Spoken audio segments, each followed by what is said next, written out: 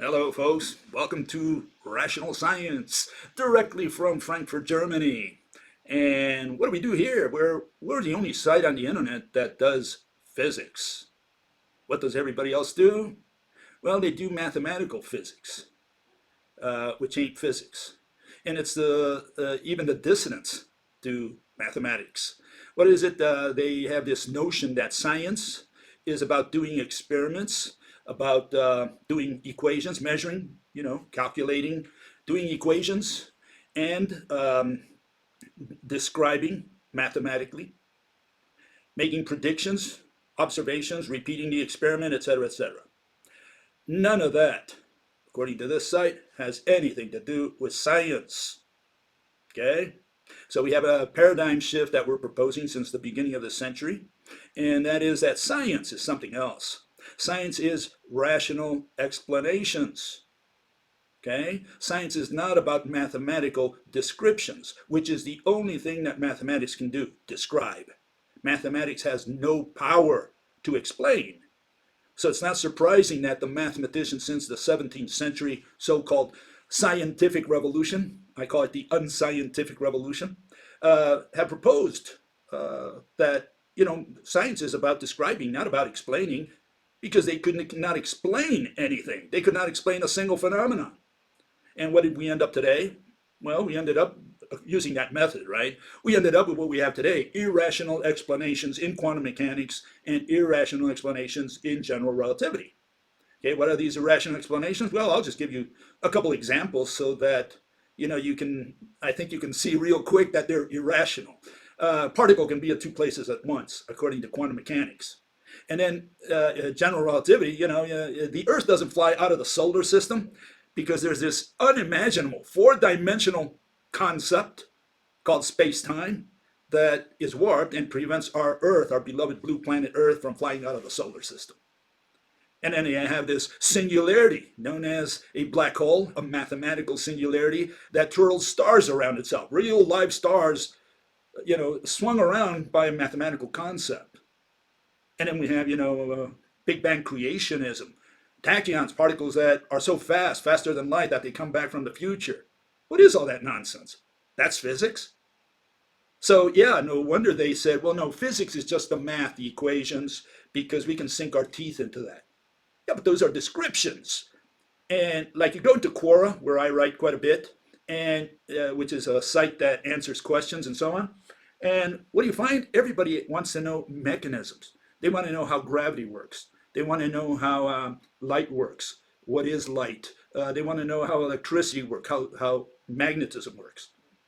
People want to know how things work. They want to know how Mother Nature, Father Universe, God, the devil, whoever you pray to, does all these magical things out there. Okay? And you don't find explanations. You don't find mechanisms, physical mechanisms. What you find is equations that are probably true. In other words, they describe the visible objects, how they behave, but they tell you nothing about the invisible things that mediate those transactions. And that's when the mathematicians, and that's why we call it mathemagics, they introduce something more than magic. What they do, they introduce concepts and convert those mathematical concepts into physical objects. They reify them. So you have words like energy, and energy is a concept. It's defined but as the capacity, as we will find out also today, right? And they transfer the capacity. It's like transferring love or intelligence. I'm going to transfer love. So they transfer the capacity. Mass. What is mass? Well, it's some kind of measurement, right?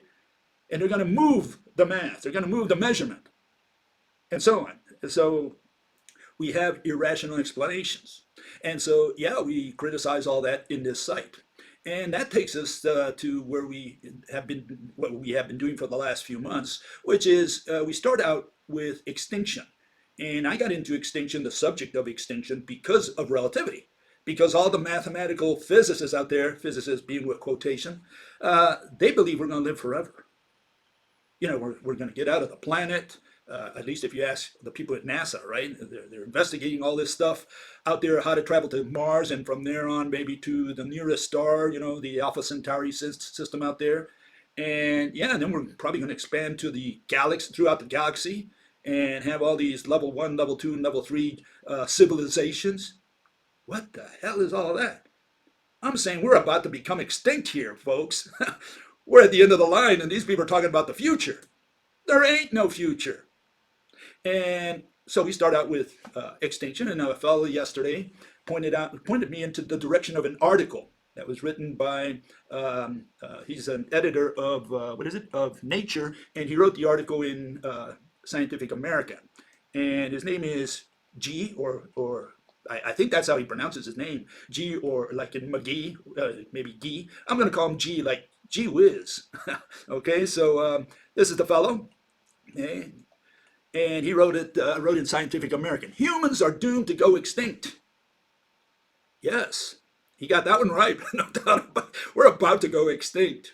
And he says the following, well, this is his title. He's a paleontologist, evolutionary biologist, and editor at Nature. And he wrote this piece for Scientific American. And right off the bat, he says, habitat degradation, low genetic variation, declining fertility are setting Homo sapiens up for collapse, which is what I've been saying for the last 20 years. Okay, I've written extensively about that. I've got videos on that. You know, the whole works. It's almost like he took all this from my book, Why God Doesn't Exist. Okay, and so I applaud the man. He got those right, and he goes into a little more detail here. He says the following, and again, matches everything I've been saying. He starts out with what we call in rational science as statement of the facts. Okay, these are not facts. They are his personal beliefs or his personal assumptions on which he's going to base his theory. They're known as statements of the facts under rational science. In other words, they are not facts. They are just what he's going to start his theory with. Okay, and so he says humans have been inbreeding for over 300,000 years and have ended up with little genetic diversity. By the way, these are my summaries of his arguments. These are not verbal, textual things that he said. And we both see eye to eye on this. Yeah, we've been around for 300,000 years, and we ended up with little genetic diversity. And I'm saying that's because of inbreeding. Okay.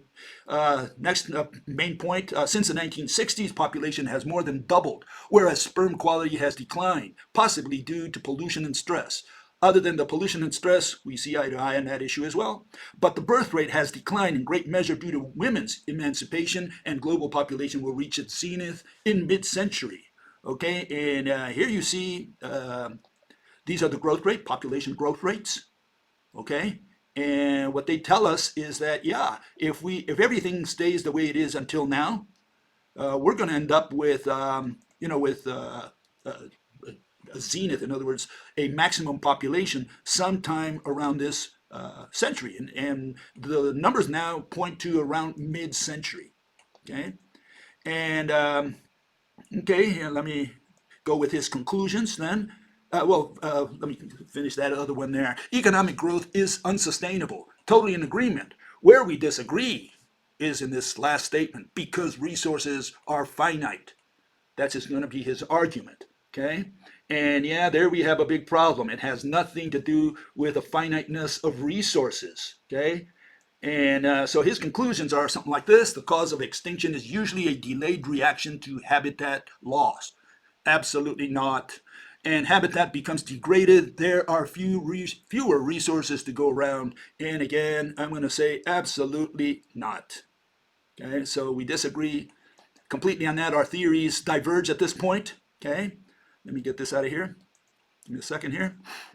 Okay, so what's my argument on this? Well, I'm saying it's got nothing to do with resources. Are there finite resources on the planet? Yes, absolutely. If population keeps increasing, will we consume those resources? Will we exhaust them? We don't even need to grow. I mean, if we leave the population stable as it is now, 8 billion people, right? And we just consume, and leave even the population more or less, fixed or constant, we're going to eventually get rid of most of the resources on the planet. But a lot of that has to do with a person I essentially dislike, that I don't agree with in just about anything, but I'll have to agree with this on him, and that's Milton Friedman. And his notion against all Malthusians, who said, population doubles every 25 years and we're going to outstrip resources. Here I'll have to agree with Mr. Friedman, and that is the Chicago School of Economics. And what he said is that, it's a question of money. If you want to draw water out of the center of the Sahara Desert, it's an issue of money. Someone will do it for the right amount of money. They'll go out to the Sahara Desert and they'll draw water from the center of the earth if necessary. Resources is a question of money. But yeah, there are finite resources. I'm not sure you can take Friedman's argument to an extreme. There is a point at which you outstrip resources. But my point here is that that's going to be way beyond the extinction of man. Man's extinction will come much sooner than the stripping of resources. Same with climate change. Does climate change? Yeah, it's always changed. I don't know a single day in the history of life on Earth where climate has not changed. And did that cause the extinction of species or anything like that? And I'm saying absolutely not. Climate changes, and it's very slow. Climate is a very slow process. And so we don't have to worry about all these nuts out there who talk about climate change, because it's got nothing to do with nothing. Absolutely anything. It has no bearing on anything. Does climate change? Yeah, it changes. But it works so slowly that human extinction will beat climate change when it becomes important, and relevant.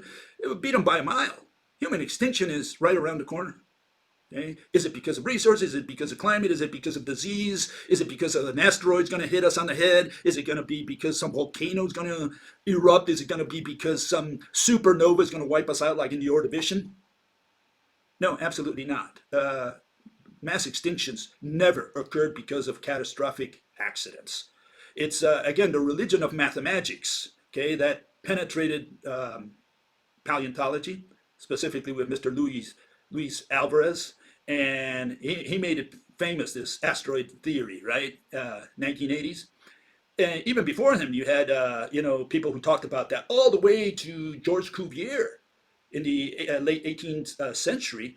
They already thought about, some extraterrestrial impact. This was nothing new. The only thing that Louis proposed or came up with is what is important to the mathematicians and not to science. And that's proof, evidence, persuasion, conversion, recruiting.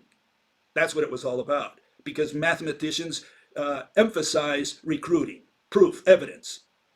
And proof, evidence has nothing to do with science. It has to do with religion, with persuading you to change your mind, to change your way of thinking. That's what a prosecutor does. Science is not like law. You don't go to the jury and try to persuade them and convince them. We do anyways because it's human nature, but that portion of your presentation has to be seen as religion. Science is objective. We explain a theory so that you understand it. Once you understand it, that's the end of science. What continues is religion, belief, opinion, voting, raising your hand. That's religion. And so mathematicians, they emphasize proof and evidence, and that was what the asteroid theory was all about.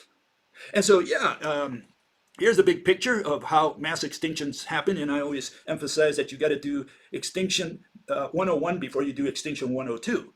What is extinction 102? It's human extinction.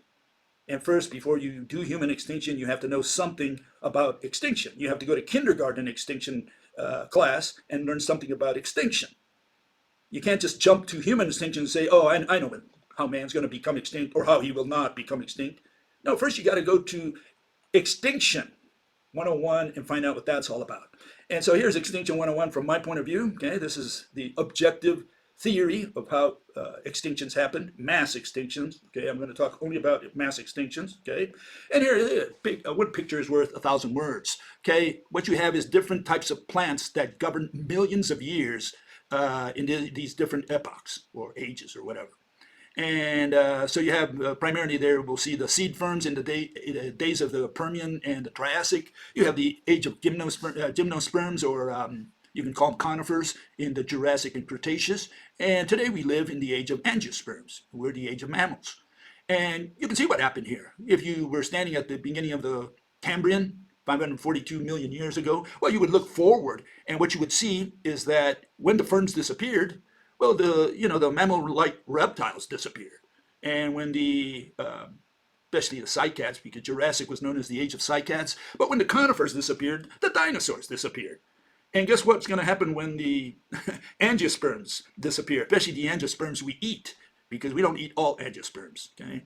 Well, then we disappear, okay? So mass extinctions are caused by the disappearance of a food chain. And so here we have the definitions, okay? And the first one is the one on the top. That's going to be not a mass extinction, but a background extinction. If you look up the word background extinction, the term background extinction, you won't find a definition. What you'll find is the background extinction rate. What is rate? Mathematics. Again, they talk about math. They want to put math at all into science at all points. We don't need the rate. I need to know why one species disappeared all by itself. For example, the Neanderthals. How did they disappear? Well, we have the brains at the Max Planck Institute, and they say because they married with us, they interbred with us. Boy, that would have probably saved humans. We would have had more genetic diversity. But no, we never had sex with the Neanderthals, and I've written extensively about that. No, they died because their population pyramid overturned. And for what this gentleman, Henry G, I think, proposed, and that's that we've been inbreeding, not interbreeding, but inbreeding, and the Neanderthals were inbreeding for thousands of years, and at the end they lost their genetic diversity, and above all, their population pyramid overturned. And that's the mechanism of a background extinction. What is a background extinction? Not the rate, but a background extinction. It's the disappearance of one species. How this species disappears all by itself. But see, the mathematicians talk about all those species that die in the background. And so they're concerned about the rate, but they never focus on the mechanism. Why does a species disappear all by itself? What happened to it? And so again, they don't do physics, they do math. They call it the rate, and that's why we don't have a definition for the term background extinction. And then how about a mass extinction, which is what we participate in, humans. Okay, and again, it's the overturning of the ecological pyramid. What happens is a mass extinction is what? Disappearance of a food chain. It has something to do with food. That's the way Mother Nature does mass extinctions. Okay, and what happens is you have the many chasing the few. Okay, you have many herbivores going after less and less food. Their islands are shrinking because the type of food that they eat, okay, is disappearing. Okay, in the case of for example, mammal-like reptiles of the Permian and even the Triassic, the archosaurs. Well, what happened? They ate ferns, specifically seed ferns. Okay, and their foods not only were dying because of thousands and really millions of years of inbreeding. Those plants finally ended up, being all clones, and they were dying at the end. Lots of species were dying, and it's different when you have a radiation at the beginning of an epoch where you have these, like the ferns, first they radiated, there were many species and quantities of these plants, and you had all these animals that were, squatting niches. They say, oh, I'm going to take this one. The other guy said, I'm going to take that one. And they grew in relation to the varieties and numbers of seed ferns. But what happens towards the end? Well, after millions of years, they lose their genetic diversity. You have a population pyramid overturn of the plants. And now the animals, they don't know it, but they're multiplying, and here the plants are shrinking on them. In other words, the jungles and forests are becoming, I call it the shrinking island, because their islands of food are shrinking while they are expanding, and at some point there is a crisis, and that's when they die. Parallel to that, what's happening is a new type of food source is appearing. In this case, it was the conifers that were expanding. We're also crowding them out. As the ferns were dying, the conifers were growing. And you have all these tiny animals that are growing with the conifers. We eventually called them the dinosaurs. They were in the background. They were all these little ants at the feet of the big archosaurs. By that time, it was the archosaurs, the Triassic. And as the big animals finally died, the little guys expanded. And they took over the land. They expanded with the conifers. Cycads first, and then eventually other conifers. And by the time you get to the Cretaceous, you get the same situation. Now the plants are dying, their islands are shrinking. What's taking over? The angiosperms. And guess who grew with the angiosperms? It was us, the mammals. Okay? And that's essentially the theory. Okay? So again, all I can say is people say I should take Extinction 101. Make sure you understand that well. If you don't agree, well, all you have to do is propose an alternative theory. Give me a mechanism that is foolproof. And what I mean by foolproof is that both full and foolproof. It's got to be both, right? Why? What are we talking about? Well, we're saying that you got to come up with an extinction mechanism that man cannot do any thing about. Okay, now you say, well, they throw the bombs at each other. Well, we can do something about that. We just don't throw the bombs. And well, we have an asteroid coming towards the Earth. Well, we can nuke it maybe and turn it into a bunch of pebbles. That certainly won't break the Earth in half. Volcanoes, can we do something about that? Well, unless there's a volcano that cracks open the Earth, I think we can do a lot about volcanoes. I don't think we have to worry about volcanoes. Supernovas, I don't know if that's going to happen. So they come up with all these theories. Some outrageous ones like egg predation. What the hell is egg predation? How do you do egg predation under the sea? We have to find out how the animals in the sea died as well. And then you have to, the only issue, that you have to solve with extinction is selectivity. How one species survives and the other one dies, both plants and animals. If you can't do that, well, you got a problem. And especially going into a little more detail, it's got to be chronological selectivity. Because what's always died were the old ones. And what survived were the new plants. The ferns, they were the old plants when you compare them against the conifers. And the conifers were the old plants when you compare them against the angiosperms. And that's the way it works. And same with the animals, by the way. When did the dinosaurs start? When did the mammals start? Well, you find out that they were staggered. They didn't all start at the same time. And so again, it's chronological selectivity that you got to explain. I'm not sure an asteroid can explain chronological selectivity. Neither can all this nonsense about methane coming out of the ground in the Permian and all these other studies that all these great, scientists come up with. Yeah, they've got all these irrational theories. And so, first you got to do Extinction 101. You got to make sure you understand that well and that you can, come up with a theory that is full and foolproof. And then, then you're allowed to talk about humans, whether we're going to become extinct, okay? And I'm saying that the reason humans are going to become extinct has nothing to do, again, with resources. It has to do with economics, okay? A mass extinction, above all, is an economic collapse. All animals do economics, and they have always done so. What is economics? It's the management of resources. What is the resource all animals manage? Food.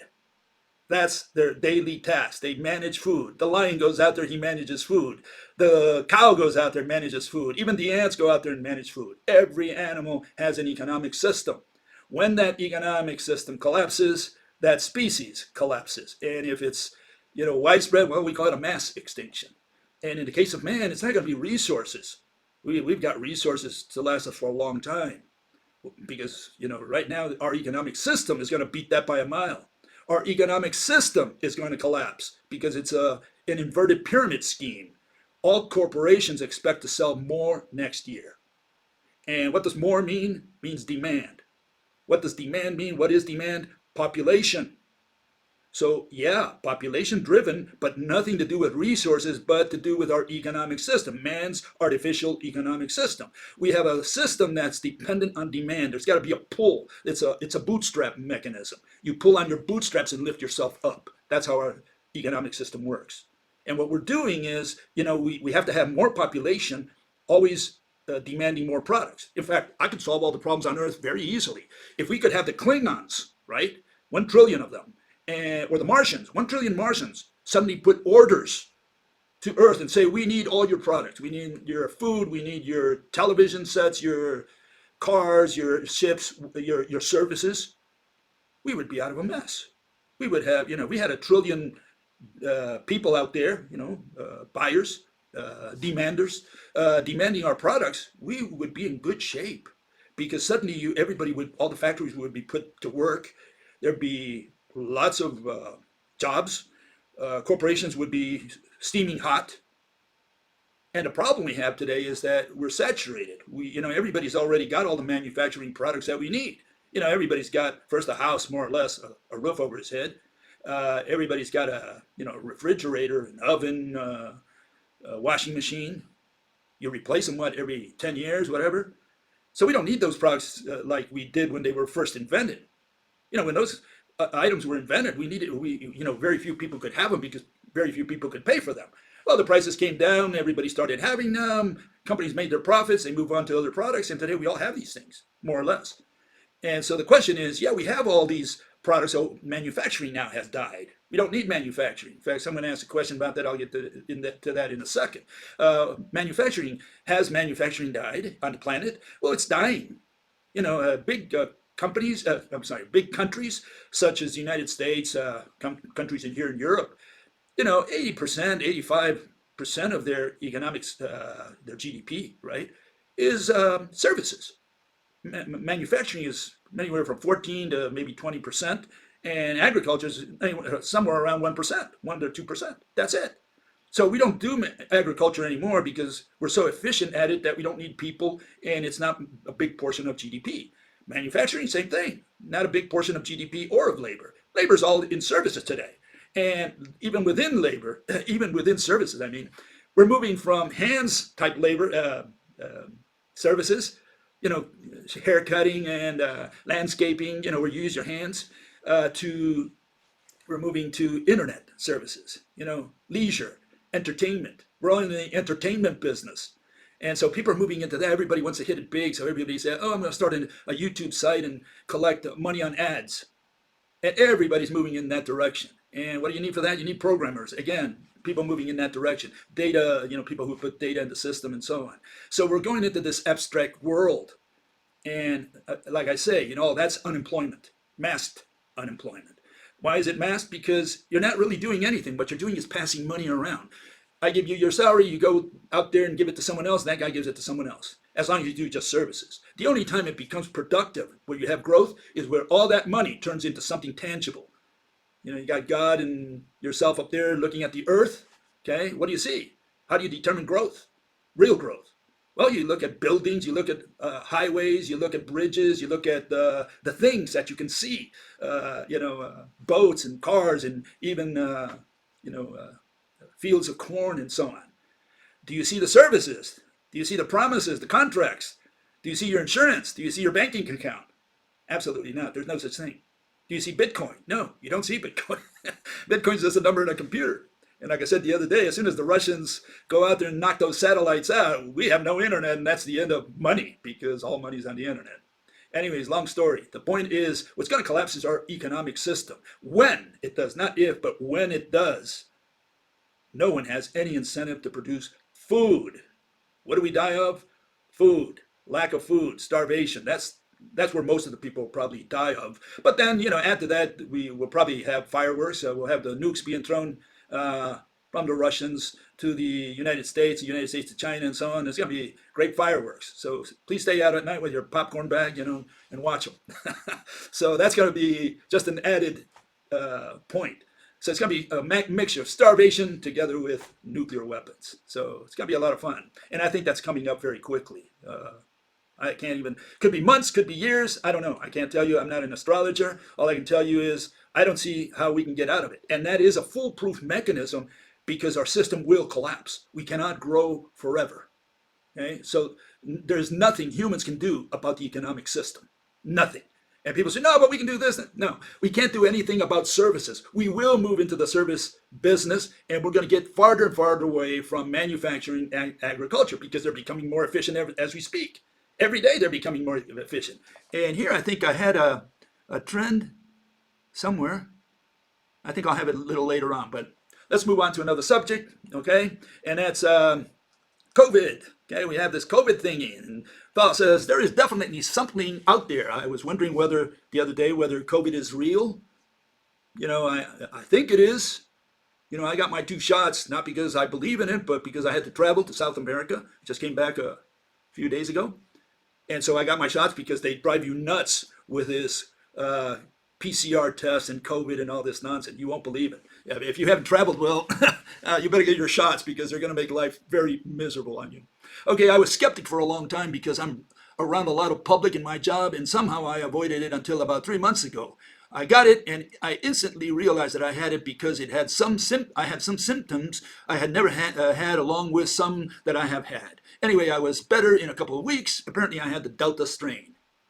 Okay, one testimony. I don't know anyone who has had COVID. Okay, except what I read in the news. And I've heard a couple cases similar to this where the guy was taken to the hospital, but They told him he had COVID. He got over it again in a couple of weeks, and then he was let out. Did he have COVID or did he have the flu? I mean, I don't know. I can't vouch for any of that. So, but the only thing that makes me think that COVID is for real again, or the main one, is that I don't think Cuba and North Korea and Iran would cooperate with the United States in some kind of global conspiracy to screw their own populations. That's the main point that I've got in favor of the notion that COVID is a real bug that's out there. Okay, and again, I'm kind of like on the fence. Okay, I'm not going to put my hand in the fire for any of this. Okay, and here's another fellow saying something similar. He said, I just arrived back home from visiting a friend in Frankfurt. The corona policies are insane. You better believe it. And yet kind of laughable. Yeah. Corona test centers are making a killing. Absolutely. In the United States, they're almost $400 for a PCR test. Are you kidding me? $380. Oh, a couple of friends of mine, they lost the test and they had to do it over again. In one case, they had to pay for it all over again. So in order to travel, paid almost $800. Unbelievable. She wanted to commit suicide. Anyways, we'll see what follows. My guess would be another lockdown. Yeah, I think we're in for lockdowns now. The winter time. Is this real, or are they confusing the ordinary flu that comes every year around this time with this COVID thing? I mean, I don't know. It's just coincidental that they found this new Omicron strain just when flu season comes. That makes you suspect something. And obviously, some people are making a killing with corona. So that also kind of makes you wonder: is there something real out there or what? Okay, and here are the different variants that you'll see out there. Okay, and we went through the alpha, beta. We got the whole alphabet in there, and now they started with words. See, it used to be only letters. Now we started with words. Omicron, that's the new one. And yeah, they're going to make life miserable for anyone who doesn't get the shots. And right now with this Omicron, they probably are going to request that you get a booster, even if you got the shots. Like in my case, they're probably going to say, go get another shot now. And they're free. For me, they're free, but someone's paying for that through taxes or whatever. And companies are making a big killing on that. Aside from putting people to work who, take the tests and give you the shots and all this stuff, So it creates labor, not in the tourism business, because the hotels and restaurants there and the airlines, they're doing bad. But all these other people, the health industry, I think is booming right now. And I'm not sure you can run the world on health. Not a very profitable industry. I mean, it is, but it ain't. It's not producing anything. Okay, another topic. We had talk about Mr. Assange and Snowden. And fellow says the photo of Assange and Stella could be a montage. The two have been copied into the background. And I'm saying no. I'm saying Julian there and Stella, they were out in London. And I'll tell you why. Because if what you say is true, I'm sure Assange would have said something about it. Like saying, hey, don't believe that, And a lot of big people would have protested. Now, these two folks were out into the streets of London in 2017. They had babies inside the embassy. And like I showed the other day, here was Assange talking from the balcony to the people out there at the CIA, the FBI, MI6, MI5, whoever, the Mossad. Anyone wanted to kill him, all they had to do was just shoot him right there. It was an easier shot than JFK. So don't tell me that this was a montage. And so, my take still remains. Jules and Ed, they're both U.S. government operations. Okay? Now, all I can tell you is I know a little bit about spying. I spent 3 years in prison for it. So I know a little bit about how the United States government runs these things, the agencies run these things. And I'll give you a little pointer. Snowden, when Snowden escaped, he went to China first. I don't know if you remember that, but he was in China. He escaped with his bag of goodies, and he went to China. Now, I can tell you from my own experience, when I went into the Cuban embassy, when I went into the Iranian embassy, when I went into the Chinese embassy, they did treat me very well. In fact, they treated me better than very well. When I went to, I was invited by Fidel Castro, paid for by the Cuban government, okay, to Cuba. And I went to Cuba, okay? They treat you nice because you got something to give them. And they realize that what you're giving them is important, so they treat you like you should be treated. Like someone they want. They want your information. So you give them the information, and they treat you very nice. Snowden went there with his bag of goodies. The Chinese government, he went to Hong Kong. The Chinese government gave him 72 hours to leave the country. They did not roll the red carpet. They did not serve him a cup of coffee and say, Mr. Snowden, please sit down, have a talk with us. They gave him 72 hours to leave the country. Now, why would they do that? Why would the Chinese lose such an important an important opportunity here, to get some information from the U.S. government? Here's this guy coming from information from the NSA. Man, he should have been treated like royalty. And they gave him 72 hours to leave the country. And of course, Snowden left the country, or it was his bottom butt. And where did he go? Well, he went to Russia, and Russia accepted him. Is it because the Russians are gullible? I mean, you got Putin. He was in the KGB when I was working with him. Okay, and and I don't think Putin is an idiot. I mean, all of the agencies know that Snowden and Assange are U.S. government operations, but they don't care because those two individuals are not there to spy against Russia or China. They're there to spy on the United States American people. They're there that's what the purpose of them is. And so the Russians don't care if Snowden stays in Moscow. I mean, they don't care. He's going to be there to misinform the American people. That's his job.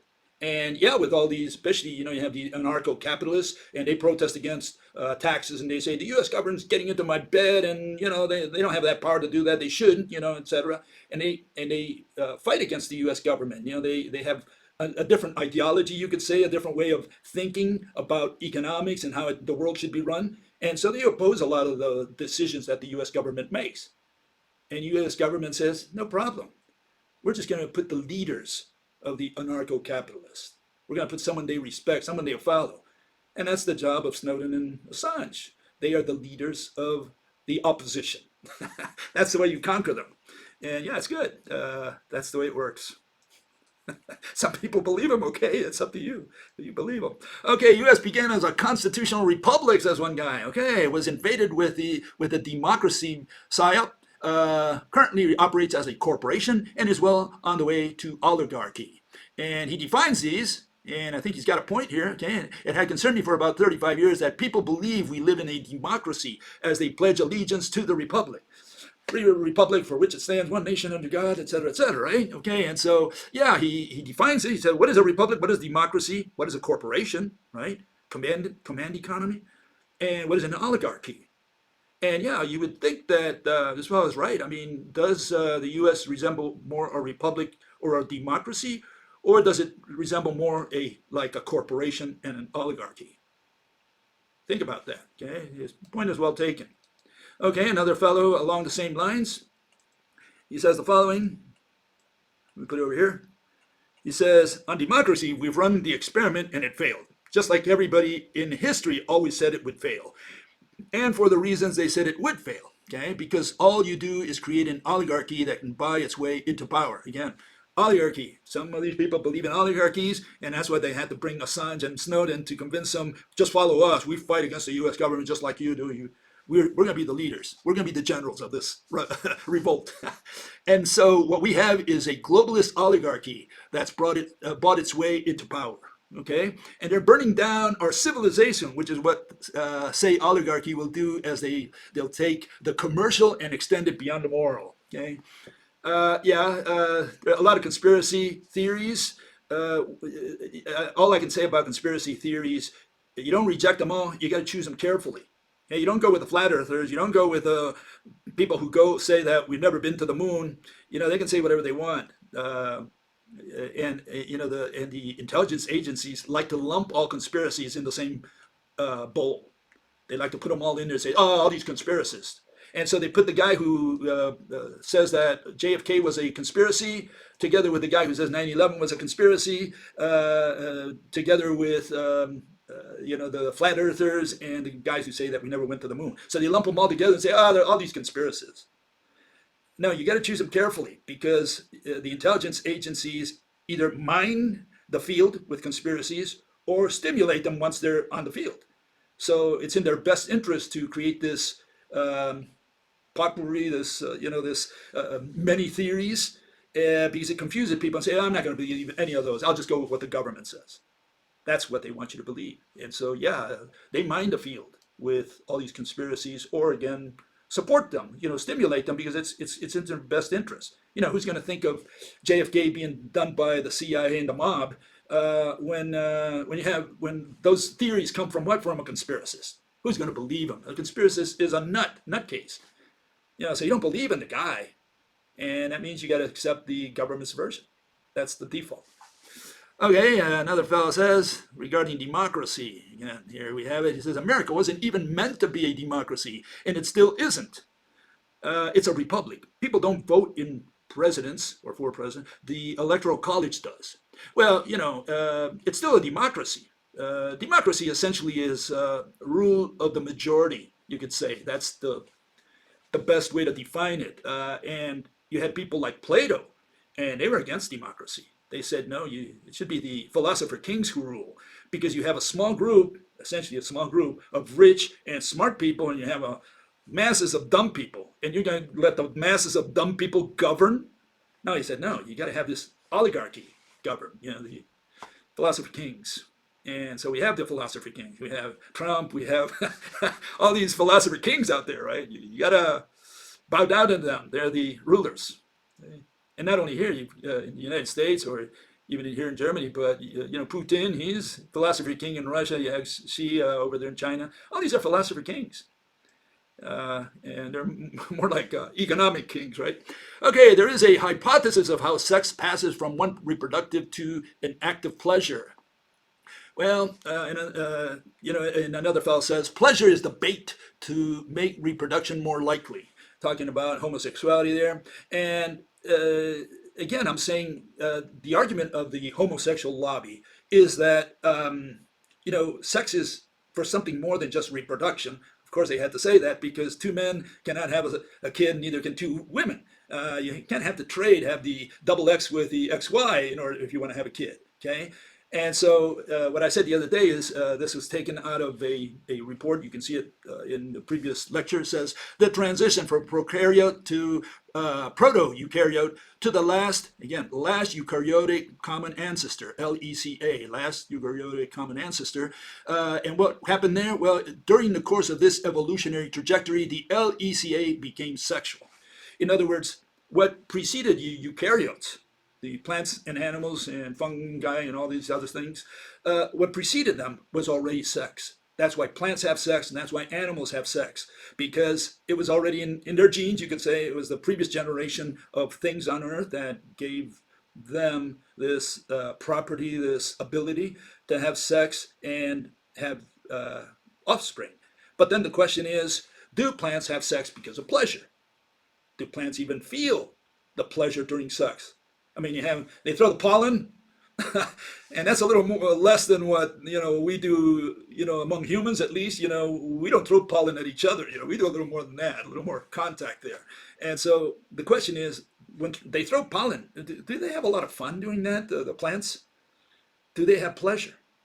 And if you say no, then Mother Nature did not invent sex for pleasure. More power to you if you have pleasure, obviously. And like this guy says, it's a nice bait, but that's only for animals. I don't think it applies to plants, so it's not a universal, this pleasure thing. Okay, so yeah, I don't think at all, I do not make that assumption that sex has anything to do with pleasure, because otherwise it would be universal. I think that it was made, Mother Nature, Father Universe, God, the devil, whoever you pray to, they made it for reproduction. And that destroys the homosexual lobby's argument that it's okay because sex is for pleasure. It ain't for pleasure. Okay, it's for reproduction. And that obviously destroys their argument. Okay, regarding the fourth industrial revolution. Here we have the fourth, these fellows, okay, Schwab, Musk, and Bostrom. These are just three guys. There are more people out there who talk about the fourth industrial revolution. And I covered that the other day. And I said that, you have Kurzweil, he says the singularity, a point where the development of technology becomes so fast that humanity will no longer be able to keep up. This is what these people believe. They're talking about industry. When industry is dying, manufacturing is becoming a smaller percentage of GDP and of labor on the planet, worldwide, okay? And I think that's what I wanted to show you here. Well, anyways, Kurzweil says, I set the date for the singularity when? 2045. I think he's going to find extinction at 2045 or even before then. There's going to be no fourth what, revolution, industrial revolution. In fact, I missed two and three. I only knew of one industrial revolution. That was the one in the late 18th century.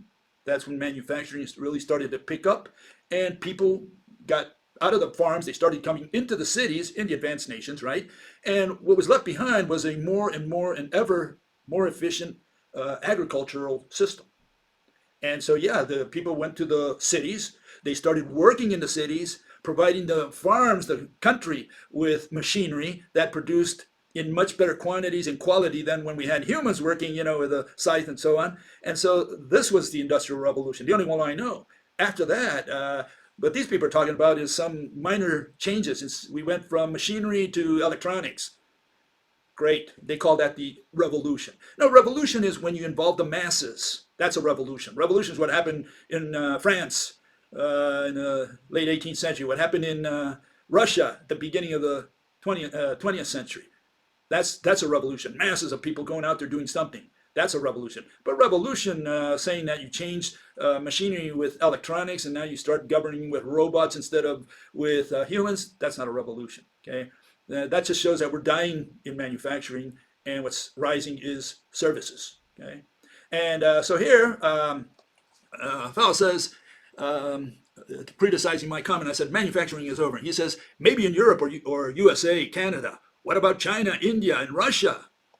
And I'm saying this is a global phenomenon. Manufacturing is dying globally. Okay, that's the first thing I'm going to say. The second one is poor countries are trying to emulate, they're trying to imitate the rich countries. Everybody wants to have what? Services. Everybody's moving into services and abandoning manufacturing because manufacturing, because of the technology that we've invented, has become more efficient. And even like I said, the hands-on services are dying. You go to the airport, no check-in agents. You go to the bank, no bank tellers. You got these machines, put the card in. You go to the food store, or any store for that matter, and you have self-checkout, no cashiers. Everything, all these entry levels are dying. Hands-on, they're dying. And we have this automated system. Internet, right? It's all done through the internet. Okay, you put your card in, you paid, you take your stuff out, you're done. So everything's becoming automated, and that's killing manufacturing. Okay, so yeah, it's happening across the board. I mean, I went to Iceland the other day. What was it, in May? It scared me. One of the most advanced countries in the world. Also I think it is the most expensive country in the world. And what do you find in Reykjavik? You go to a store, I didn't even know because, I'm old-fashioned. I'm from the 20th century, guys. And I go in there, it's all machines. And you got to pass your card through it and do your own thing. And it's like, could you please come over here and help me? And hopefully I didn't talk to a robot. I think it was a real human being. But here was one, you can call them cashiers. I don't know what you call them. There's one person there, and they handle several machines. And they're there only to help you in case you don't know how to handle the machine. Or they're there to educate you, essentially. Same thing at the airport. You go there, you don't know how to run the machine, and they come over. There's one person attending like 500, check-in machines, and they come and help you because you might have a problem. So they got rid of all these check-in agents, all these cashiers, all these bank tellers. Lots of jobs died there. And where did all these people go? Well, they go to the internet and they say, maybe I can hit it big in YouTube, just putting something that creates ads and I get ad money every month. That's where we're headed. Okay, and yeah, that's unemployment. That's what it's called. It's mass unemployment. We don't live out of singing and acting and BSing like me, lecturing. We can't all live with that. We're not producing anything. We're just passing the buck. Okay, so yeah, services, especially internet services, it's known as unemployment. I'm retired, just in case. Okay, and then technology efficiency, automation, that's also driving manufacturing out. And here you see a little bit of what I'm talking about. Okay, here's the global decline in manufacturing. Okay, it's dying. It's been dying at least since the 1980s. If you go farther back in time, you'll find even a bigger drop. But you can see what's happening to the global manufacturing. It's dying everywhere. So yeah, this notion that people have that, or that this person raised, that manufacturing is still rising, especially in third world countries, that it's only moved, that it's subcontracted, so to speak, that the big corporations are simply taking all this stuff and putting it in India and in China and other countries. No, over there as well. What was it? I think it was 2016. You can say maybe 2017, don't quote me on that one, but around there, 2016, 17, In China, services for the first time surpassed manufacturing as a percentage of GDP. It was 50% plus one. Okay, check it out. You'll find out. China today is a service-oriented economy, not a manufacturing economy. Of course, it's got a lot of manufacturing, and it is automating heavily, pushing people into services. But that's what's going on in China. So if China is becoming a service economy, what is going to happen to manufacturing, to industry? And you can say that about every country in the world. In fact, I was reading that Puerto Rico is the number one country that's got still more manufacturing as a percentage of GDP than anyone else, almost 50%. I don't know why. Maybe they process bananas. Banana country. Not even a country, just a commonwealth. Okay, and so here's my graph for what's happening to humans. Okay, essentially why manufacturing is dying also. It's all part of the same theory. Okay, we spent maybe 200, 300,000 years as hunters. That was what we did for most of our existence. From there, we moved to farming, maybe the last 10,000 years, Neolithic and so on. From there, about 300 years ago, 200, 300 years ago, we moved into manufacturing. We started this industrialization process. And last 30, 40, 50 years maybe, we went into services. And now for the last 10 years, we're heavily moving into internet services. Okay, and so we're going from labor-intensive services, like I just explained, to internet services. And the question is, what's next? Okay, and yeah, I don't think there's much of a future in the way we're headed.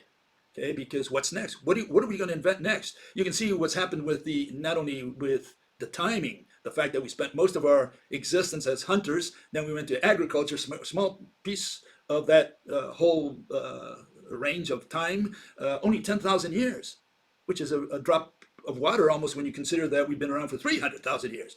And not to mention industry, manufacturing, 300 years maybe. We'll give it 400 years to help them out. And services, what, 40, 50, 60 years? The date I've got, at least for the transition for the United States and a country like Sweden, they made the crossover from manufacturing to services in 1979, around the time that they had the gold standard pulled out, okay, the Bretton Woods Accords and so on. Around that time, that's when they switched over from being manufacturing countries. They call them industrialized countries. They don't use that term anymore because now they're not industrialized. Now they're serviceized, I guess you could tell them. No, now they're calling advanced nations or whatever. They have different terms for that now. And what are all the other countries trying to do? They're trying to imitate the ex-industrialized countries. They all want to have services. And so here's the question. Services, what's next? And if you can't think of anything else, because there ain't anything else, services the end of the line, are we going to remain in services now for the next million years? Okay, so that's the question that I put the other day. A couple of people have answered it. I'm going to get back to that subject next time around.